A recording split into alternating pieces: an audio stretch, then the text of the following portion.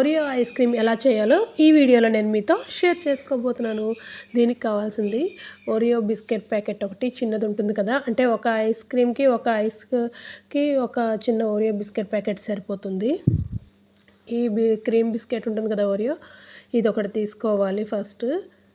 దీన్ని ఇప్పుడు మనం ఐస్ క్రీమ్గా ఎలా మార్చబోతున్నామో చూసేద్దాం, చూసి చేసేద్దాం. ఓకేనా? ఈ బిస్కెట్ ప్యాకెట్ తోటి ఇప్పుడు నేను ఎలా చేయాలో చూపిస్తా. కొంచెం పాలు, కొంచెం sugar, milk, sugar, cocoa powder, అలాగే కోకో పౌడర్ తీసుకోవాలి. ఈ బిస్కెట్ని స్మాష్ చేయడానికి అప్పుడాల కర్ర వాడుతున్నాను నేను ఇక్కడ. దీంతో శుభ్రంగా ప్యాకింగ్లో ఉంటుండగానే పూర్తిగా స్మాష్ చేసేయాలి. మొత్తం స్మాష్ చేసేయాలన్నమాట. అందులో ఉంటుండగానే తీసి బయట కూడా స్మాష్ చేయొచ్చు, బట్ అందులో ఉంటుండగానే చేసేస్తే ఇంకా పూర్తిగా పౌడర్లా అయిపోతుంది. దీన్ని ఈ విధంగా మొత్తం పౌడర్ చేసేసుకోవాలి. చేసుకున్న తర్వాత ఇందాకలా చూపించాను కదా, చాలా తక్కువ పాలు పడతాయి. ఎందుకంటే చిన్న ప్యాకెట్ కాబట్టి మనం చేయబోయేది ఒక ఐస్ క్రీమే కాబట్టి ఒక చిన్న గ్లాసుడు పాలు, షుగర్ అండ్ కోకో పౌడర్, మొత్తం 3 ఇంగ్రీడియంట్స్ అండి. చూసారా? అది కూడా లైట్గా షుగర్ యాడ్ చేసుకుంటే సరిపోతుంది మనకి.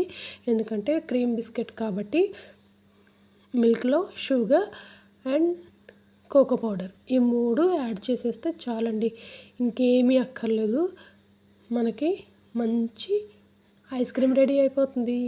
అంటే కలిపేస్తే అయిపోదు, ఏం చేస్తే అవుతుందో కలిపిన తర్వాత కూడా మీకు నేను వీడియోలో చూపిస్తాను. అందుకే స్కిప్ చేయకుండా చూడండి. ఇందులో కోకో పౌడర్ యాడ్ చేస్తున్నా. ఇప్పుడు కోకో పౌడర్ కూడా 1/2 టీ స్పూన్ సరిపోతుంది. ఇదిగో 1/2 teaspoon cocoa powder, 1/2 teaspoon sugar add చేశాను మిల్క్లో.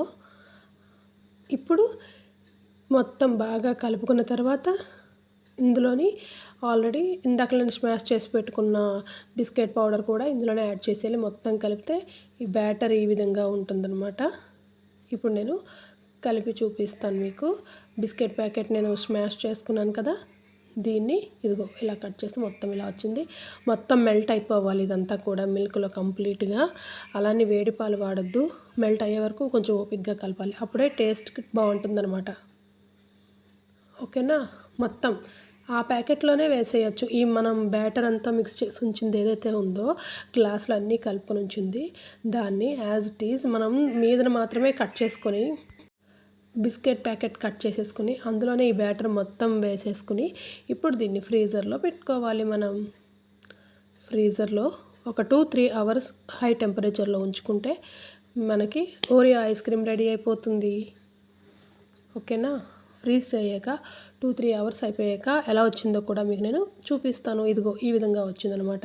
ఈ కవర్ తోటి మనం పుల్ అవుట్ చేసేస్తే మనకి షేప్ అవుట్ అవ్వకుండా మ్యాక్సిమం బాగానే వస్తుందనమాట. ఇదిగోటి ఇలా వచ్చింది నాకైతే. సో మీరు ట్రై చేయండి. ట్రై చేసి ఎలా వచ్చిందో నాతో కామెంట్లో షేర్ చేసుకోండి. ఓకేనా? ఇదండి ఈరోజు వీడియో. మీకు వీడియో కనుక నచ్చితే లైక్ చేయండి, షేర్ చేయండి, సబ్స్క్రైబ్ చేసుకోండి. ఈ ఐస్ క్రీమ్ అయితే చాలా అంటే చాలా టేస్టీ, యమ్మీగా ఉంది. అద్భుత అనేటట్టు ఉందనమాట. చాలా అంటే చాలా బాగుంది. ఇదిగో మా శ్రావ్యకి యాక్చువల్లీ ప్రోగ్రామ్ అంతా మా శ్రావ్యదే. నేను జస్ట్ వీడియో తీసి అప్లోడ్ చేశాను అంతనమాట. ప్రాసెస్ అంతా మేడం గారే చేశారనమాట. అదండి ఈరోజు వీడియో. చాలా అంటే చాలా బాగుంది. నేను కూడా టేస్ట్ చేసి చూశాను. చాలా బాగుంది ఐస్ క్రీమ్. ఇంకో మంచి వీడియోతో మీ ముందుంటాను. అంతవరకు మీ తెలుగింటి వనిత.